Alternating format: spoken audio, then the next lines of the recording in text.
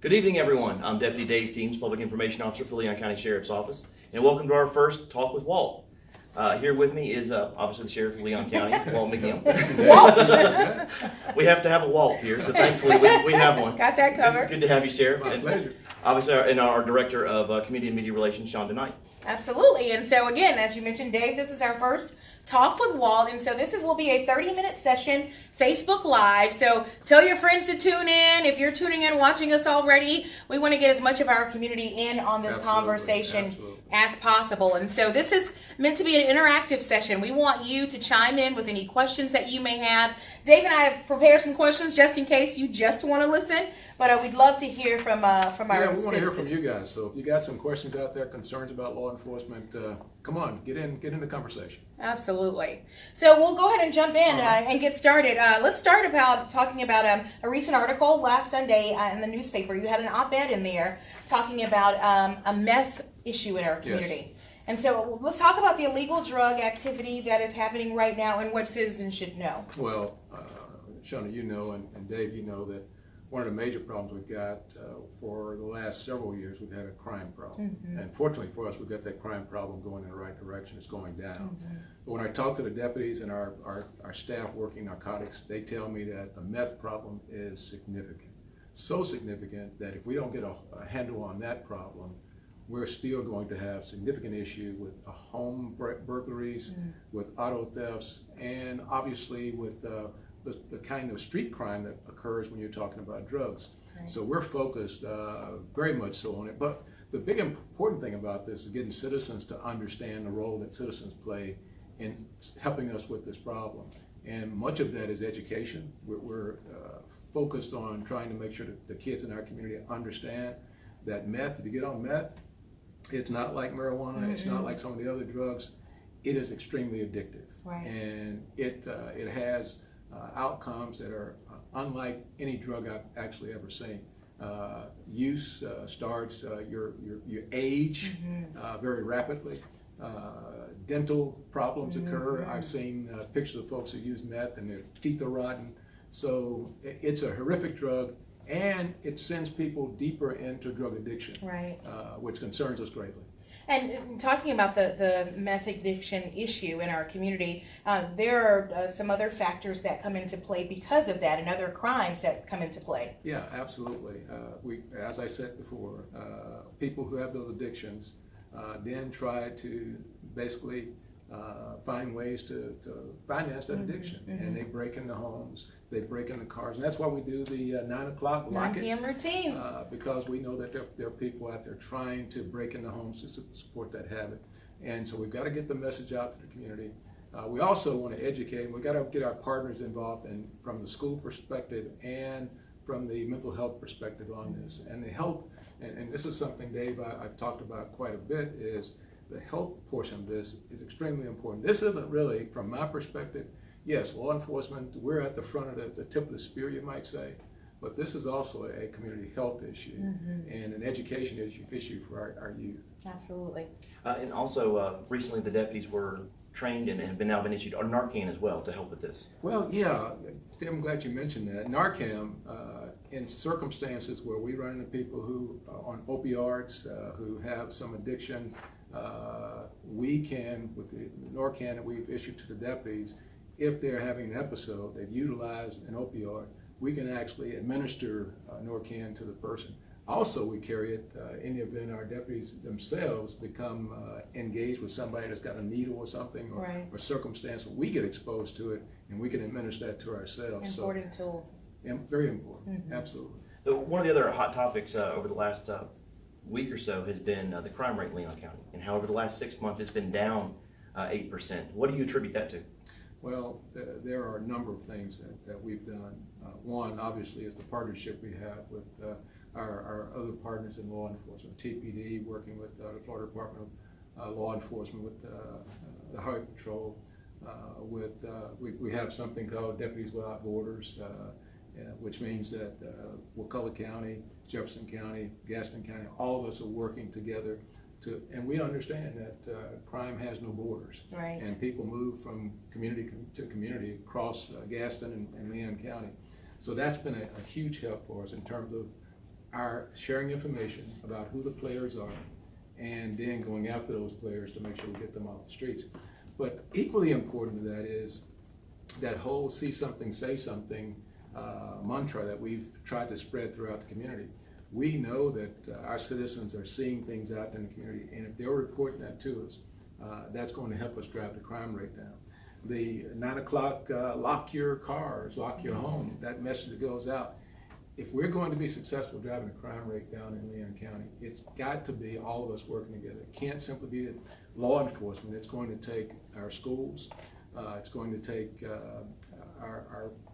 our churches, our citizens, all understanding that we all have a role to play in keeping this community safe. Right, and two of the big issues as far as that people want to know what are the root causes of these, but the drugs that we talked about already being an issue, but domestic violence is another big one. Huge, and domestic violence, quite honestly, for me, and this isn't empirically backed up by anything except Walt McNeil's belief, and that is that domestic violence oftentimes happens in isolated homes, and children are traumatized by what they see, and then as they grow older, they act out on the environment that they came from. If you come from a home where violence is accepted, and when you are out in the community, then you start to act out in some of those ways as well. We also know that kids are traumatized when they come to school. We see that kids come to school and they can't learn in many instances because of seeing that trauma and not having that trauma met or treated.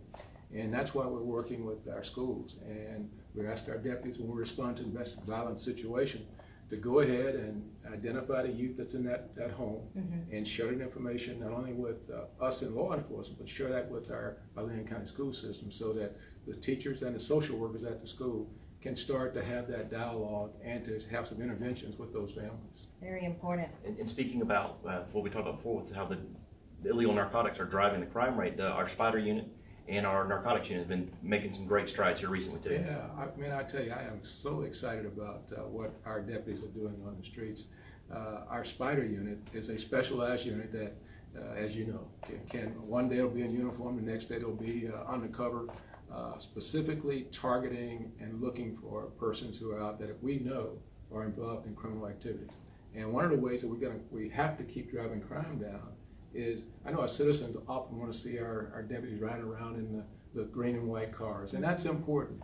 But the way we solve the crime problems in our community has to be utilizing information, what we call predictive policing. That is, having the research and the background information that tells us that it's very likely that this person is going to commit a crime, and it's likely he's going to commit a crime or she's going to commit a crime in this neighborhood. And we can be there before that person actually commits the crime. And oftentimes they have prior arrests and have warrants out for them, so we're able to take them off the streets. Yeah, try to get ahead of those issues. Ahead of the problems, absolutely. Yes. So, and I want to mention too, so we're asking viewers to submit questions, and we're going to switch up a little bit here. Melissa, who's our media specialist, if you get any relevant questions, just feel free to give those out to us. But I do have one prepared question here from a gentleman by the name of Thomas Bentley. Thank you for submitting your question earlier today. So here's what Mr. Bentley would like to know, Sheriff. He says, that he's concerned about safety in Tallahassee, and he says that Tallahassee has changed over the 25 years that he's been here. So he wants to know our plans in being more proactive to prevent violent crime episodes occurring in Tallahassee. Well, great question, Mr. Bentley. I appreciate that. As we said earlier, we've got crime going in the right direction right now. And the way we've done that, quite honestly, is building those partnerships, making sure that we're sharing information across agencies. The thing that's most important for us is to be predictive. We have to have the information that comes in and identifies who the persons are. We are doing what we call deep dives and data mining, looking at who persons are in our community, what kind of backgrounds they've got, if they're coming back from prison, back in our communities. We like to make sure that we welcome them back, and we basically say we welcome you back and we want you to get gainfully employed and become a contributing person in our community, in our society. But at the same time, if you choose a life of crime, we've got to make sure that we are doing the right things to be there before you commit the crimes. Absolutely. Those are the ways that we're driving crime down. And I'd have to say, we just kicked this off just yesterday, I believe it was, the Real-Time Crime Center. Real-Time Crime Center. And that's another piece of predictive policing, where we actually have cameras, all the cameras that we can get hold of throughout our community on the street corners, in neighborhoods, at our schools. We're utilizing those cameras and that information, the data dive, mine, and find out where we can find criminals committing crimes. And what I really love about it is, I use this example all the time. If we have a robbery takes place on West Tennessee Street or something, we've got those cameras all the way down West Tennessee Street. And we can actually, with our Real-Time Crime Center, actually see that vehicle as it moves and get that information to our deputies. And that's going to be, I think, a real changer for us in terms of our crime picture. And also we want to encourage our citizens to get involved. Neighborhood crime watches are very instrumental. Absolutely. We can't say enough about that. See something, say something. It's absolutely the role that citizens can play in this whole crime fighting initiative we got going on in Leon County. We can't do it without our citizens. The data mining we're talking about usually is information that citizens will share with us about what they see. And I want to really emphasize this. There is no observation that citizens become suspicious of that's too small to share with us. If you see something and you feel like it's out of place, or a person's out of place, doesn't look like it's the right thing to be doing, give us a call, let us know about it. Let us be the judge of whether it means anything or not. Right. We have gotten a couple questions as we've gone along. So I'm gonna, a couple of them are small, short answers probably, and then the other one we'll go from there. But one of them is Mr. Bernard Stevens.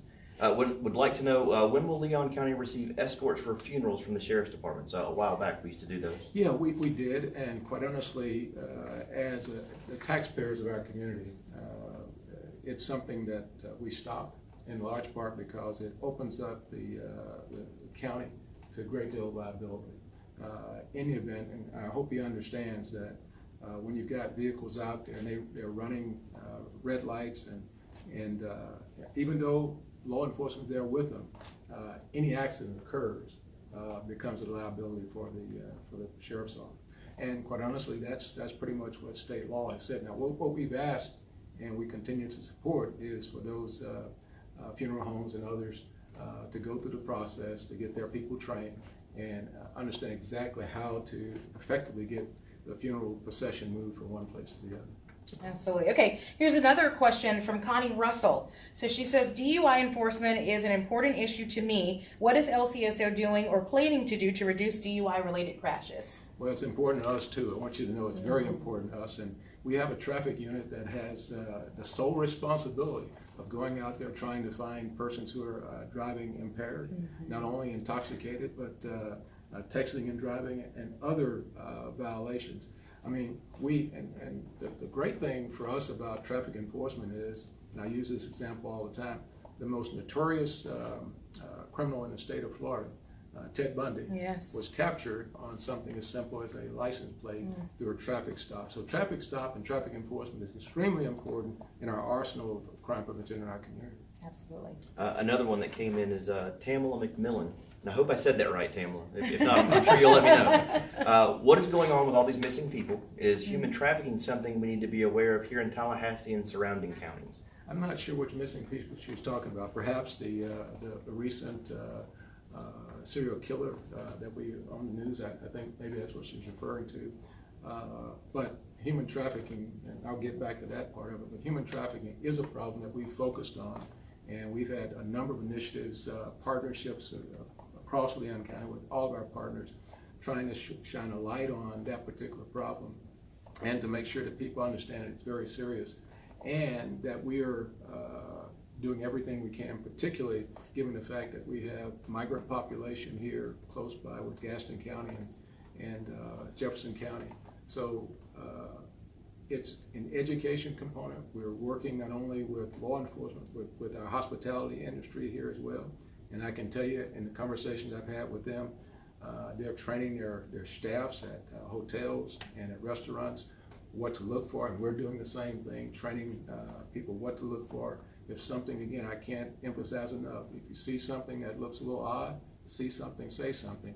And that's a big push that we have here in Leon County. We know that it happens. We know the case that Tallahassee Police Department had several years ago, a hotel on North Monroe Street, and where there were some arrests made with respect to that. and we stay focused and vigilant on possibilities of human trafficking here in Leon County. One of the topics over the last few years has been school safety. Obviously, we had Parkland not too long ago down in South Florida.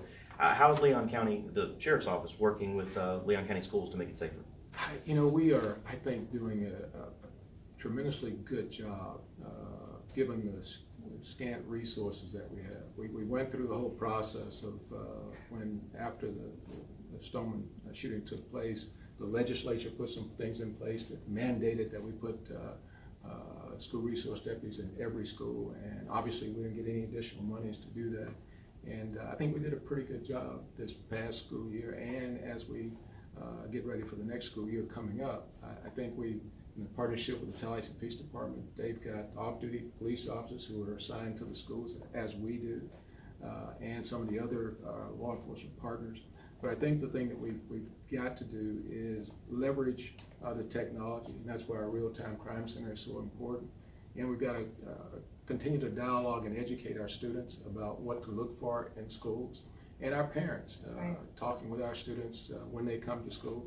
The issues that drive violence in our schools oftentimes are derived from students who, some of the data tells us, have been bullied themselves. So bullying is a real significant problem that we have to continue to pay attention to in our schools and educate our students about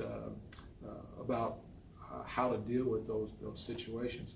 But I will tell you that we've done the target hardening, as you know. We've done the drills here in all of our schools in terms of how our first responders, when the officers get to the school, deputies get to the school, we are going directly to the target to take that person out as we can. And we're doing those drills to make sure we can lock down the schools. And I was just at Childs High School on yesterday, and we've got the school there has an app that every one of the students have access to, and they can put that app on their phone. And that app allows the students to communicate with the school without anonymously. And if they've got information they've seen they're concerned about, they can anonymously share that information. And that again helps and allows us to do interventions. And the biggest thing we want to do is prevent a shooting from ever occurring, and to get there and deal with the circumstances. And so I think we're doing a pretty good job. We've got a lot more to do, obviously, but I don't know the young lady's name, but I want you to know we're working hard to keep our schools safe. Absolutely. Okay, so Dawn here says, glad you are here. And she says, thank you for all of the food shares. Oh, so I believe Dawn is referring to our farm share program. And Sheriff, some people may say, you're a sheriff's office. Why are you doing farm share events? Oh, great. Yeah. I hope somebody asked that question, because that's a softball to hit out of the park. One of the things that we talk about in 21st century policing is the legitimacy of the police. And one of the things we know, there's been at least a couple of studies that tell us that the way you fight crime, quite honestly, is persons who are in our community who are impoverished, oftentimes, and that's a percentage, I'm not sure, 5 to 10% of the folks who sometimes get involved in crime are involved in crime so that they can, quite honestly, eat. And I think there was a couple of studies that kind of point to that fact. So we know that we can actually reduce our crime rate simply by making sure, to the extent that we can as a law enforcement organization, that we reach out to those persons in our community who are suffering, or what we call from food deserts in our community, people who are living at or below the poverty level. And I hope our visitors know that 60 to 70% of the people on the South Side live at or below the poverty level, which, if you look at those percentages, it's very likely that some of those persons, for lack of food and for lack of resources, turn to a life of crime. Right. And if we can somehow have some interventions by providing food, then we help lower the crime rate. And I think, I'll be honest with you, I think our crime rate has gone down because of those efforts. And the other most important part about that, quite honestly, Sean and Dave, it's the right thing to do. It is, yeah. And so we should mention our next farm share event, because we get these questions all the time, is happening December 13th here at the Sheriff's Office. And so for those of you who have been to this, that line starts to get in place very early. But we'll actually start the distribution at 8 a.m. So come on out. Right, so we've talked about the Real-Time Crime Center a couple times already. Mm-hmm. So expound a little bit. Tell us why it's so important and why it's such a powerful tool for what we're doing. Well, the way that the Crime Center works basically is we have cameras and out in our community, and we have the technology, and what we want to do is leverage technology to the point where we're able to prevent crimes and getting there, if crimes do occur, to get there as quickly as we possibly can. And what that basically looks like is we've got two persons who are dedicated to doing nothing but sitting there observing what's taking place in across our community. And when a dispatcher then has a call that comes in and says there's a problem at ABC Liquors or wherever it might be, we can then turn to that camera at that location in real time before the officer or the deputy gets to that location, see exactly what's taking place. And as that officer or deputy is on the way to that location, the persons in the Real-Time Crime Center will then look and see, and if we got facial recognition, for example, and they see that's Walt McNeil, and they pull that up, and so when the deputy's on the way to that location, he can already or she can already be giving the information like the person there is Walt McNeil. We've got his license number, he's got his tag number, and he's got a weapon with him. All that information is readily being pushed to the deputy as they respond to the scene. So when the deputies get there, it's an officer safety issue for our deputy safety issue, and it's a citizen safety issue because obviously our deputies, the less work we have to do for the deputy driving to the location, if there's somebody else can feed him that information instead of the deputy having to try to get that information himself. So it's a win-win circumstance for all of us, and it gets those people off the streets. Absolutely, and we have plans to expand that. This is just the tip of the iceberg, right? It really is. We hope, we talked to the Tallahassee Police Department and our other law enforcement partners, FSU and TCC and FAMU, and we all agree that it's something that will have great benefits for our community. But they wanted the Leon County Sheriff's Office to be the one to start the project up, right. And once we get all the kinks worked out of it, we'll turn it over and we'll all utilize it. Absolutely. Well, here's one of those things that our PIO, as PIO, Dave has talked about a lot lately, but we are now in the holiday season where people are doing lots of shopping online, lots of shopping in stores. What are some of those reminders? Yet, by the way? We're working on it. You know, you're tough to shop for.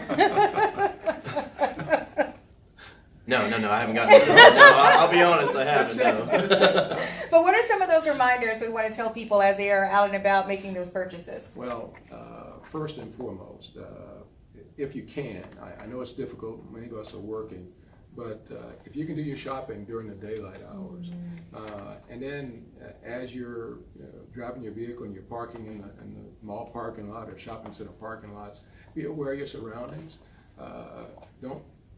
One of the things I talk about all the time is I don't have anything against panel trucks or vans and that sort of thing, but don't park next to a panel truck or a van. It gives the person an advantage that the trucks are higher, so you get kind of sandwiched in between it. So be aware of your surroundings.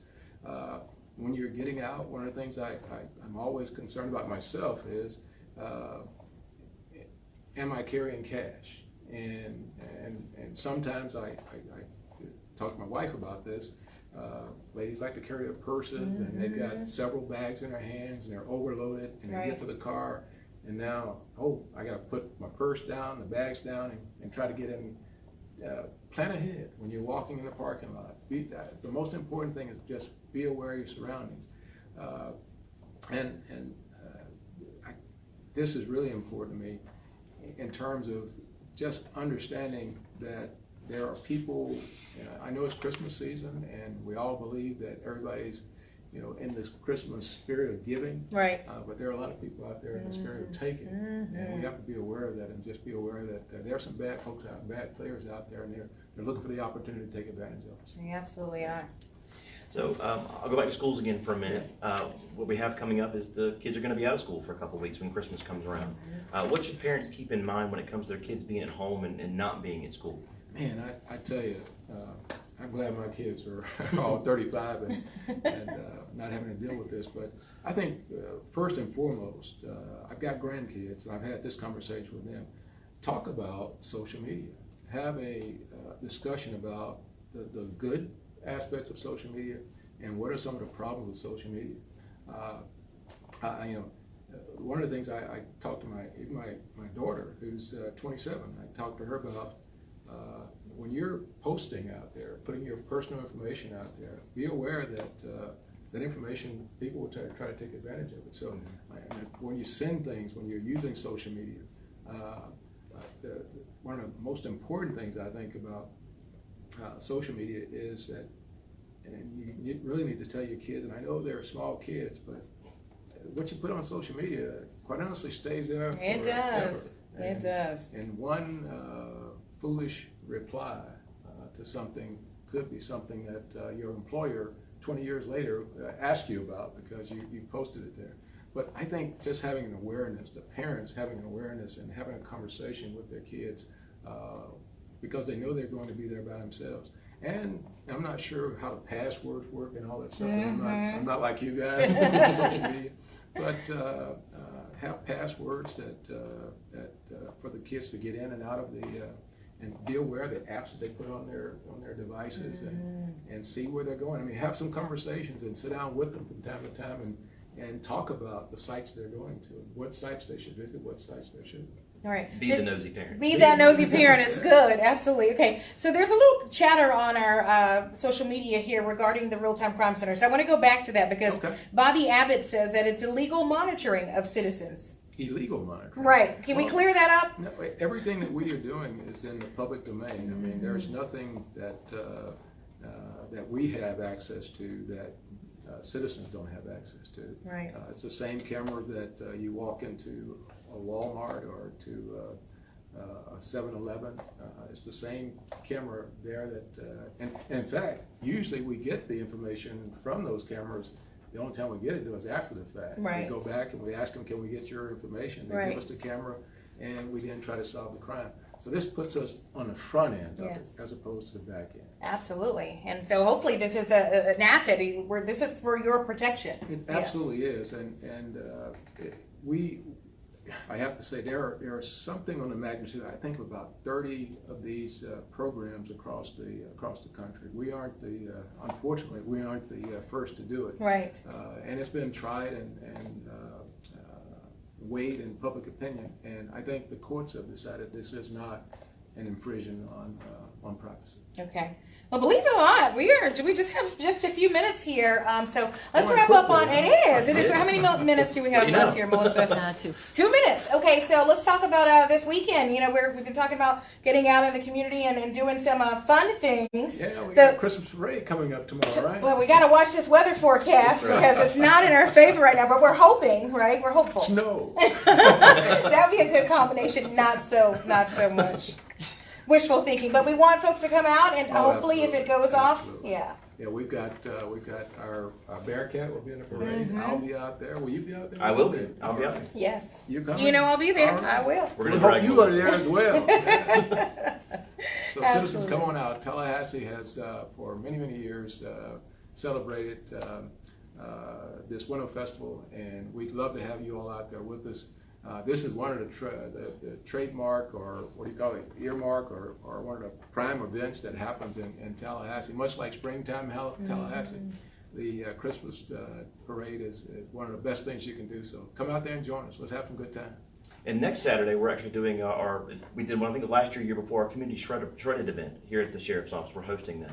So we're looking forward, if you have some stuff you need shredded, some personal documents, that's always important. Yeah, that's a good idea. Yes. Don't throw it in your trash. Bring it out here and let us shred it for you. There you go. So come on out. We've got details on our social media page about that so you can get the time and everything. But any final thoughts, closing remarks for our first Talk with Walt? Well, thank you guys. I really appreciated the opportunity to have this chat. And thank you all for joining us here at the Talk with Walt. And we always end things the same way. One of the things that's so important to us in Leon County is that we do this, not the Leon County Sheriff's Office by itself. If we're going to keep our community safe, it's going to take all of us. And our affirmation about that is all in. All in indeed. Absolutely. All in. Thanks, everybody. Bye-bye.